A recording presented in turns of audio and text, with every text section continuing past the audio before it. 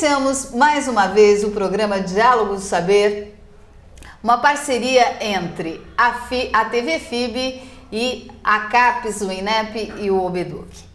A TV FIB, preocupada em disseminar o conhecimento científico, traz até você, telespectador, profissionais, especialistas e pesquisadores em áreas diversas do conhecimento.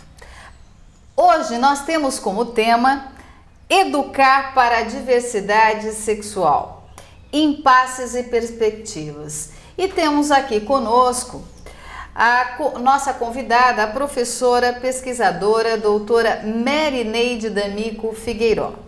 A professora Marineide é psicóloga graduada pela UEL, mestre em psicologia escolar pela USP, doutora em educação pela Unesp de Marília e atualmente é professora sênior da UEL.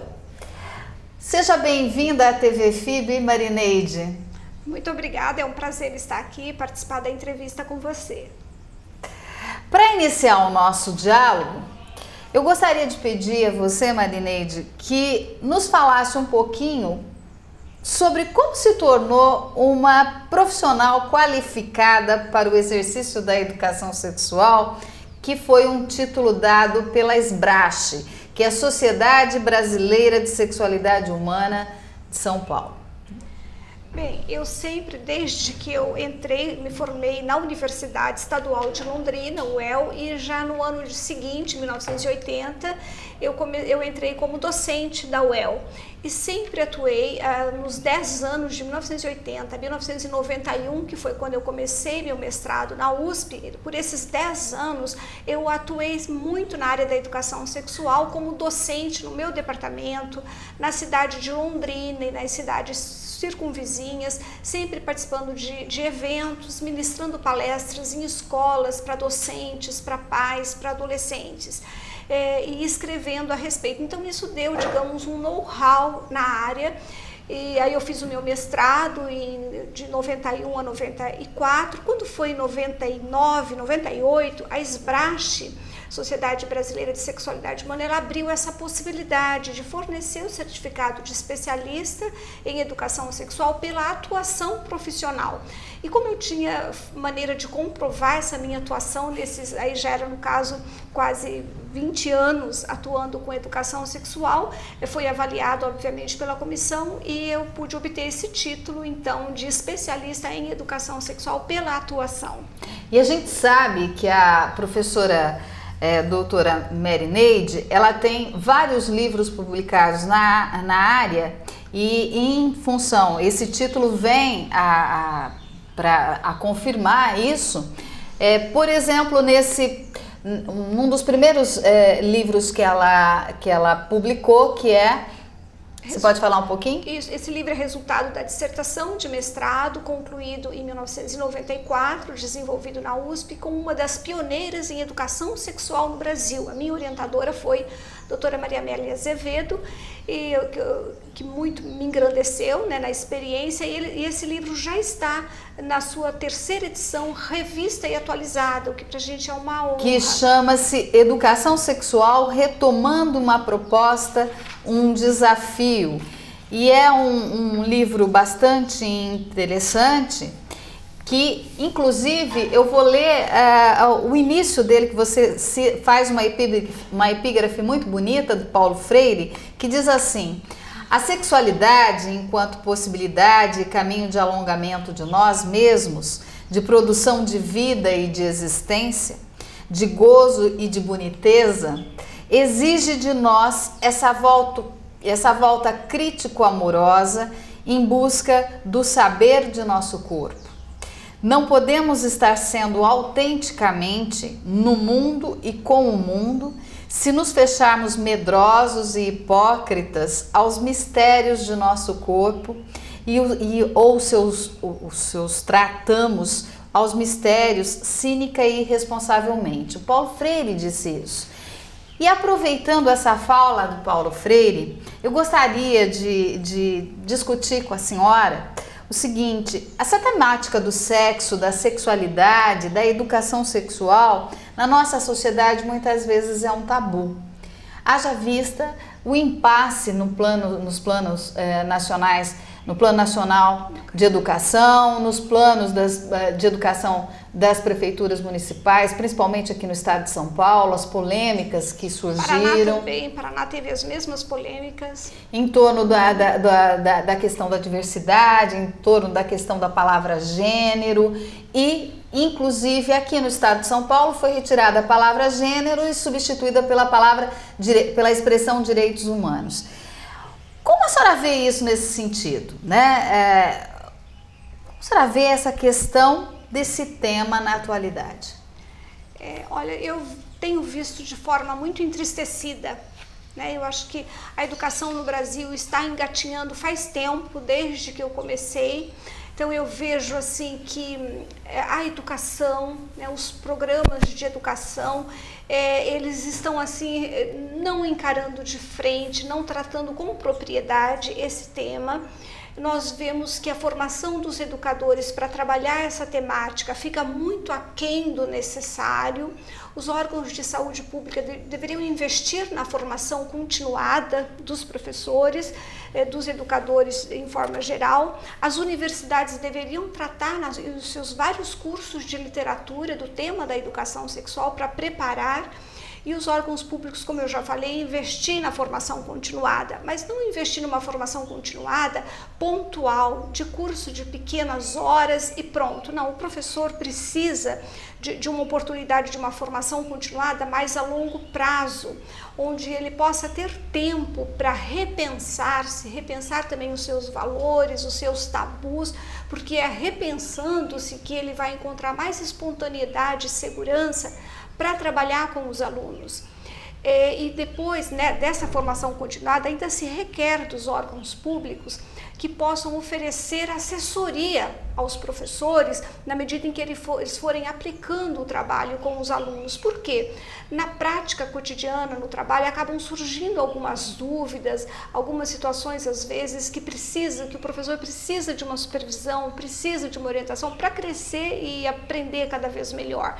Então eu vejo que o nosso país está muito atrasado. Eu acho até que esses incidentes que aconteceram com o kit gay, né, a proposta do kit que era para trabalhar a homofobia nas escolas, que foi proposto pelo MEC, mas realmente a presidente anulou, recusou a entrega desses kits. Acho até que possivelmente tenha sido prudente, porque eu acho que as escolas não estavam preparadas para receber esse kit gay.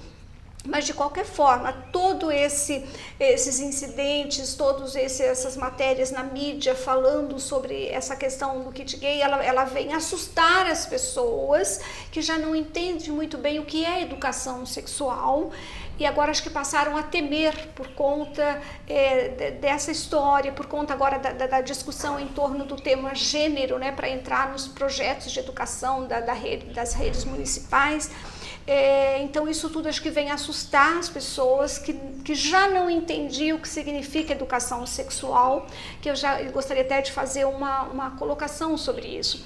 Às vezes quando se fala em educação sexual, as pessoas de modo geral, e inclusive os educadores, pensam o seguinte, pensam numa aula formal que um professor prepare, às vezes geralmente acham até que tem que ser só de biologia, de ciências, mas não é necessário. Todo professor, né, pode ter condições de trabalhar a educação sexual, mas como eu ia dizendo, as pessoas pensam logo numa aula formal, onde se ensina para os alunos sobre os métodos contraceptivos, sobre a biologia e fisiologia do sexo, né, e as questões básicas, como prevenir contra doenças sexualmente transmissíveis, etc. e tal. Mas educação sexual, minha gente, é muito mais que isso, é criar oportunidade nas escolas para que os alunos, desde criança, desde a educação infantil, possam conversar com naturalidade sobre todas as questões relacionadas ao sexo, aprendendo a pensar, aprendendo a formar a sua opinião sobre cada questão, entender onde realmente há opressão, discriminação,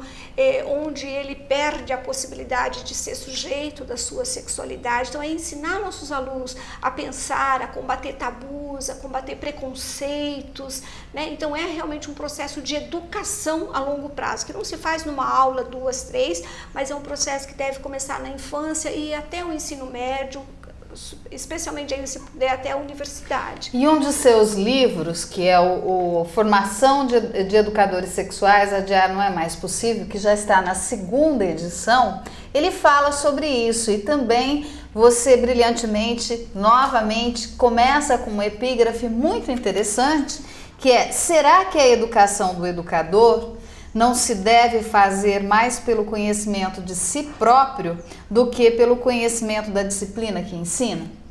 Isso, porque eu valorizo muito no trabalho de formação continuada que eu desenvolvi em mais de 20 anos na Universidade Estadual de Londrina. Nós primamos muito por preparar o professor, não apenas tecnicamente, ensinando-o a como trabalhar com os adolescentes, mas nós começamos pela pessoa do professor, para que ele se repense, para que ele conheça, olha, o que você pensa sobre sexualidade, como foi que você aprendeu, o que você carrega de preconceito, o que você carrega de tabu. Vamos repensar nisso para que você, como pessoa, possa ter um olhar mais positivo e natural para a sexualidade. E daí, quando o professor passa a ter essa visão, nós nem precisamos muito ensinar para ele como trabalhar com o adolescente. Ele próprio já vai ver formas de trabalhar, porque ele está vendo com tranquilidade. Ele precisa desse espaço, ele tem que se repensar, porque todos nós fomos criados numa sociedade preconceituosa, repressora, que não permite conversar abertamente sobre sexo. Marineide, aproveitando a sua fala, hoje nós vivemos atualmente numa sociedade aclamada como a sociedade da informação, do conhecimento e das tecnologias. Pode-se dizer que a educação sexual, né, não só na escola, mas você deu um curso esses dias para educação sexual na família. Você acha que com toda essa sociedade do conhecimento, da informação, ela melhorou a educação na família, a educação sexual na família? A família consegue trabalhar isso? Será que a pergunta que eu havia colocado para você, da questão do indivíduo conhecer-se, né? Porque muitas vezes ele olha para essa questão da educação sexual como um indivíduo e não como alguém que está dentro de um contexto e que é coletivo, que a educação sexual ela não faz parte só do relacionamento de um ser só, mas ele é social. Ele se constrói socialmente. Como que é essa questão da educação sexual na família? Olha, de novo, eu devo dizer a você assim, que eu estou entristecida. Eu não acredito que melhorou muito a educação sexual na família, né? Você vê agora um caso recente em São Paulo de pais numa escola estadual em que eles se rebelaram pelo fato de um dos livros de literatura ter escrito a palavra prostituição. Então, eu fiquei muito triste, eu falei assim, que atraso desses pais, não é verdade? Por entender qual é o problema de se falar com a criança, que ela leia num livro prostituta, está escrito, né? No livro a palavra é prostituta. Então, por que esse medo de falar com a criança, sendo que faz parte da nossa vida a existência de pessoas prostitutas e nós temos que trabalhar isso com as crianças. Então, assim, eu acho que os pais não têm se empenhado para aprender realmente a conversar. Veja, desde a pergunta simples, pai, de onde eu nasci? Os pais, a maioria, lógico que não podemos generalizar, mas a grande maioria não está preparada. Eu tenho encontrado muitos pais que dizem hoje para as crianças, não mais que foi a cegonha ou o avião, mas que dizem, foi Jesus, foi Deus que pôs você na barriga da mamãe. Nós temos que rezar para que a mamãe fique grávida. Então, assim, é um engodo, é enganar a criança, algo que é tão bonito, né? Por que termos vergonha? Santo Agostinho já diz, São Clemente, desculpe, já diz, por que termos vergonha de falar sobre aquilo que Deus não teve vergonha de criar? E as pessoas complicam o que é claro e simples e a criança consegue entender com clareza. A malícia, a maldade está na cabeça dos adultos. E os pais não têm se preparado, não têm estudado, não têm lido. Olha, eu tenho esse livro meu aqui, né, que você até poderia mostrar, Educação Sexual no Dia a Dia. Ele é um livro que eu escrevi numa linguagem bastante acessível e didática para pais, para educadores. São fatos do dia a dia que eu narro, que eu coletei nas experiências de professores. Eu narro os fatos e mostro como o pai lidou, ou a mãe fala se lidou errado ou não, porque o que podia ter feito. Então, assim, eu sei de pessoas que compraram um livro, não leram. Eu tenho uma mãe tem um caso de uma mãe que deu um livro para a filha tem um menino de 5 anos, e ela disse para o menino esses dias, a mãe, foi Deus que colocou você na barriga. Ele queria um irmãozinho, ela falou, então vai rezar para Jesus, para sua mãe ficar grávida. E ela tem um livro, ela ganhou, mas ela não lê, e é uma jovem atual, um curso universitário. Então, assim, eu acho... Que tem acesso à informação. Que tem acesso à informação, que ganhou um livro de presente da mãe e vem mentindo para o seu filho, vem enganando. Ela não leu, ela não estudou. Quer dizer, eu acho que, de certa forma, há um bom número de pais acomodados e sem assumir essa responsabilidade importante. Será que nós podemos dizer, porque você tem um trabalho muito interessante, inclusive de pesquisa sobre o aborto, que inclusive hoje você está fazendo uma palestra aqui na Unesp em Araraquara sobre o aborto. Você acha que essa visão equivocada de educação sexual na família é que às vezes pode provocar até o índice de aborto, de gravidez indesejada, de doenças sexualmente transmissíveis e de todos os problemas que estão no entorno da questão da sexualidade? Sim, com certeza. A educação sexual na família, ela é a base. Ela é a base, é com o pai e a mãe que as crianças vão aprender desde pequenininho que sexo é um assunto do qual se pode falar, se pode fazer perguntas, que as pessoas não vão realmente ficar inibidas. Então, assim, é a base. E toda a postura do adolescente, ela começa a nascer aqui, com a criança, que já desde pequeno aprende a encarar todas as questões com naturalidade, conversa. Um jovem não vai dialogar com a namorada sobre o uso da camisinha, por exemplo, ou sobre a necessidade de que se pense num método contraceptivo, se ele não é acostumado a conversar sobre esse assunto em casa. Então vai dificultar realmente o diálogo entre casais, entre namorados. Pode levar sim a situações de aborto, porque leva uma não educação sexual em casa e na escola. Veja, a escola é muito importante. A família é a base? É a base. Ela sempre vai estar educando sexualmente, mesmo que ela não saiba, nem que for de forma negativa, mas o pai e a mãe estão sempre assim, passando valores, passando mensagens, às vezes negativas, às vezes positivas. Quer dizer, a família educa, mas a família tem que se preparar para educar de forma completa. Agora, a escola não pode se omitir. Ela é muito importante. Ela é muito importante porque na escola tem um grupo de jovens, de crianças que vão poder conversar, pensar, debater. Não se faz educação sexual sem debate. Então tem que colocar nossos jovens para pensarem, dar opinião, analisar letras de músicas criticamente, assistir a um bom filme criticamente, pensar, e tudo isso o jovem já vai se programando para viver a sua vida sexual com mais responsabilidade. Há um mito muito grande que as pessoas acham que se falar para as crianças sobre, elas vão querer fazer sexo. Lê do engano. Pesquisas já mostram, em vários países, inclusive no Brasil, que adolescentes que tiveram em casa e na escola uma boa educação sexual, eles vão deixar para iniciar sua vida sexual mais tarde do que os que não tiveram, porque eles conseguem perceber a responsabilidade, a seriedade do que é viver o sexo a dois, da vida sexual ativa. Eles conseguem entender a seriedade. Então eles deixam para começar com mais responsabilidade mais tarde do que os que não têm. Na realidade, o que você está querendo dizer para o telespectador é que a educação sexual, tanto na família quanto na escola, ela deve ser conjunta. Deve ser conjunta, muito deve importante. ser um trabalho dialogado entre família e escola.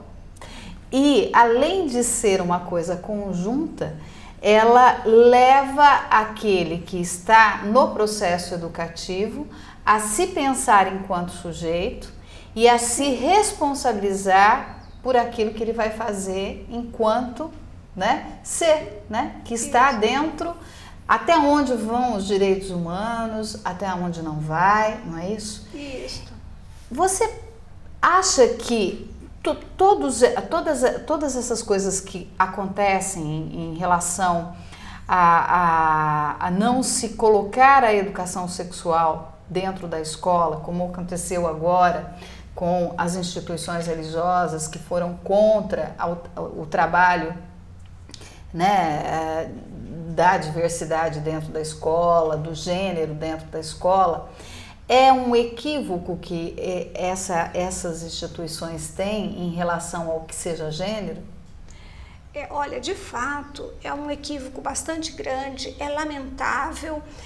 Quando se fosse colocada a palavra gênero num projeto de educação, é no sentido de trabalhar o respeito, não só a diversidade, mas trabalhar melhorar a interação homem-mulher, a relação de gênero, que ela é cultural. Quer dizer, hoje, como o que é ser homem e ser mulher é determinado pela cultura, mas nós temos que entender que há desigualdade. Então, assim, a preocupação com a educação em gênero é assim, tentar mostrar que homens e mulheres são iguais em termos de direitos e deveres e precisam se tratar com respeito, né? Com respeito e igualdade, assim como aprendermos a respeitar toda a diversidade sexual, as pessoas com orientação sexual diferente, as pessoas homossexuais, travestis, transexuais. Não há problema algum em ensinarmos para as crianças desde pequena o que é um gay, o que é um homossexual. Vamos dizer, é uma pessoa que namora uma pessoa do mesmo sexo. É verdade ou é mentira? É verdade. E se é verdade, não devemos ter receio de elucidar para a criança. Ela tem condições de compreender. E não é porque nós estamos falando o que é uma pessoa gay, o que é uma pessoa homossexual, que a criança vai virar também homossexual. De forma alguma. Ela apenas vai aprender a ter uma mente mais natural, mais ampla, mais respeitável, e que não fica vendo as coisas como bicho, as diferenças como um bicho de 7 cabeças. Então, assim, que existem pessoas transexuais, se uma criança pergunta, a gente pode dizer, um adolescente, a gente pergunta, a pessoa transexual, ela nasceu com um corpo, por exemplo, físico, masculino, mas ela sente-se na sua identidade sexual como sendo uma mulher, e para ela ser feliz consigo mesma, ela tem que se encontrar. Então, assim, é natural, é verdade, é natural. Então, não temos que negar e esconder da criança. Quanto mais a gente esconde, quanto mais a gente deixa de falar, mais o preconceito aumenta, mais a homofobia aumenta. Então, não temos que ter medo. A diversidade existe e isso é parte do ser humano. E enquanto as pessoas, veja bem, não clareiam sobre isso, nós acabamos vendo dentro das famílias muita homofobia. Quer dizer, o adolescente que se percebe homossexual, a pessoa que se percebe transexual, então ela acaba tendo preconceito dentro de casa, e isso é um sofrimento intenso, incalculável. Então as pessoas têm que ter esclarecimento para que possam acolher com naturalidade as pessoas que são diferentes. Ninguém vai se tornar transexual ou homossexual porque ouviu falar. Professora, aproveitando a sua fala, a gente sabe que a senhora tem um projeto, o Projeto GES, que é o Grupo de Estudos em Educação Sexual da UEL, e ganhou um prêmio, né, Educando para a Diversidade Sexual em 2010, por causa do alcance das ações que esse grupo tem realizado lá contra o combate à discriminação sexual. Fala um pouquinho sobre essas ações e como a gente já está chegando, né, no final da entrevista, eu gostaria que a senhora desse para o nosso telespectador, aquele pai que está em casa, o professor, aqueles que têm vontade de saber como que isso funciona, por onde eles poderiam partir para se fazer realmente uma educação sexual adequada, seja na família ou na escola. Certo. Bem, no GES, no nosso projeto de extensão na universidade, que eu desenvolvi durante 20 anos, né? Hoje, no momento, eu estou aposentada e esse GES não acontece mais, mas eu percebi assim, quando sobretudo professores, eram em sua maioria 80 por ano que a gente formava, nós trabalhávamos vários temas dentro da educação sexual, mas uma das necessidades maiores, nos primeiros encontros, os professores vinham querendo saber sobre homossexualidade, sobre transexualidade, eles querem entender, porque isso na escola, obviamente, é vivo, é real, porque é parte do ser humano. O aluno vai para a escola, ele não deixa a orientação sexual em casa, se ele é homossexual, faz parte dele, e os professores sempre tiveram muitas dúvidas. Então eu realmente entrei no programa, fiz parte do programa Brasil Sem Homofobia na nossa universidade, dentro do nosso projeto que formava os professores para trabalhar esse tema, a gente preparou melhor para entender a questão da diversidade. Só houve ganhos, só houve lucros, né? Então a gente trabalhou nesse sentido, trazendo inclusive pessoas que são homossexuais para falar, para trazer a sua experiência. Isso é muito importante. Acho que as pessoas, os pais, os educadores, precisam conhecer histórias de vida, por exemplo, de pessoas que são homossexuais. Existe um livro muito bonito, Viagem Solitária, do João Neri, né, um transexual, nasceu mulher e operou-se, tornou-se João Neri, né, era um psicólogo. Então, assim, são histórias bonitas. Ele deu entrevista no Jô Soares. Nós temos a filha da Gretchen também, né, que nasceu menina e hoje é operado, é um garoto, é um artista, né? Então, assim, conhecer as histórias de vida sem medo, né, e entender assim quanto sofrimento perpassam essas histórias, para a gente entender o humano, sem medo, sem receio. Olha, acredito assim que pais e educadores devem procurar ler, devem procurar assistir a bons programas. Há muitos bons filmes que tratam da diversidade sexual, por exemplo, o filme Filadélfia, para entender a homossexualidade, um filme que trata de uma história de vida real, que é Orações para Bob. Todas as pessoas deviam no Netflix assistir. Então são Orações para Bob. Orações para Bob. E o outro filme? Filadélfia. Filadélfia. Né? E tem também Do que é Feita uma Família, também baseado num caso verídico. Como chama? Do que é Feita uma Família. Do que é Feita uma Família, baseado numa história verídica de uma cidade nos Estados Unidos. As pessoas ainda são vivas dessa história, né? Assim como do filme Orações para Bob, também a mãe na história ainda é viva. Eu acho que, então, assim, o que eu sugiro a pais e educadores é se abram, busquem assistir filmes que reflitam, que tragam. Nós temos que pensar, nós temos que colocar a nossa cabeça mesmo para pensar, debater, trocar ideias. Peça espaço na sua escola para que eles tragam um psicólogo que saiba conversar sobre a diversidade sexual, para que os pais possam entender. Eu respeito, eu sei que as pessoas têm dúvidas, porque nunca tiveram chance de aprender. Só que hoje a gente tem como buscar. Então, assim, que busquem ler livros. Hoje a gente já tem muitos livros bons sobre educação sexual. Trabalhem com suas crianças, não tenham vergonha de ensinar desde pequenininho de onde já nasceu. Vocês vão ver que maravilha que é como a criança entende muito bem, e isso ajuda a criança a ter uma autoimagem boa. Quando a criança tem as informações corretas, ela sabe até dizer para os amiguinhos, e isso faz com que ela se sinta importante, com que ela tenha a autoimagem valorizada. Então vamos simplificar. Eu acho que os adultos realmente criam um bicho de 7 cabeças para falar da sexualidade. E uma psicanalista, Naomi de Vasconcelos, já disse uma frase que eu acho muito, muito válida, que é assim: a melhor maneira de perdermos a vergonha de falar sobre sexo, a vergonha sobre sexo é falando sobre ele. Quanto mais você fala, você conversa, mais você vai perdendo os seus tabus, as suas vergonhas. Então nós temos que falar. Isso com certeza vai refletir em nossa vida pessoal. A educação sexual tem muito disso. Ela se preocupa com os valores humanos, ela se preocupa com os direitos humanos, com os direitos sexuais e reprodutivos. A educação sexual trabalha para combater o machismo e o sexismo, quer dizer, essa valorização do homem em detrimento da mulher, esse sexismo, essa separação, isso é do homem, isso é da mulher. Não, acho que o mundo tem que ser mais unido e não precisamos vestir os meninos de azul e as meninas de cor de rosa. Por quê? Porque essa divisão nas tarefas, a escola tem que permitir que a criança faça aquilo que goste, brinque do que goste, jogue do que goste, independente do sexo. Então, assim, a educação sexual é isso, é para formar a pessoa na sua inteireza, prepará-lo em termos de amadurecimento para escolher os seus valores, para ter responsabilidade no que faz, para saber, inclusive o garoto, a prevenção da gravidez, de uma gravidez, ela não deve ficar só na mão da garota. Nós temos que educar os nossos meninos para também eles se preocuparem, se responsabilizarem com a prevenção da gravidez. né?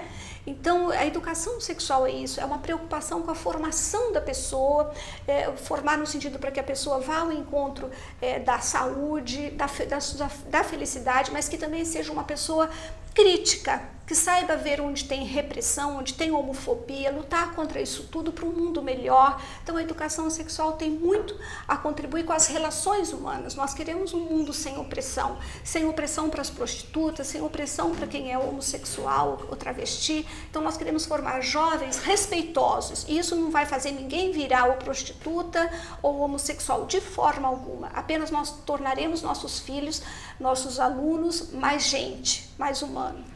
Professora, infelizmente o programa está chegando no final e a senhora tem um site. A senhora poderia passar o endereço do site para aqueles que quiserem entrar em contato, conversar ou inclusive encontrar conteúdo? Com certeza. E gostaria de dizer que os meus livros todos são publicados pela editora da UEL, né, de Londrina. Então, quem tiver interesse, basta entrar no site da livraria da universidade ou da editora, que eles enviam sem cobrar taxa de correio. Então, o meu site é www.marineide, tudo junto, Mari é com Y, Marineide Figueiró, sem o acento, figueiró.com.br. Então lá inclusive tem e-mail para contato, né? Basta pôr meu nome também no site, no Google, que encontra também meu site, e eu estou sempre disposta a responder e-mails que me enviam. Muito obrigada, nós agradecemos a sua estada aqui e ainda vamos fazer um programa só sobre o aborto para falar sobre esse trabalho que a senhora está fazendo. Será Muito obrigada, viu? Obrigada. E qualquer dúvida, sugestões, entrem em contato com o e-mail reginamomesso@uol.com.br. Até mais!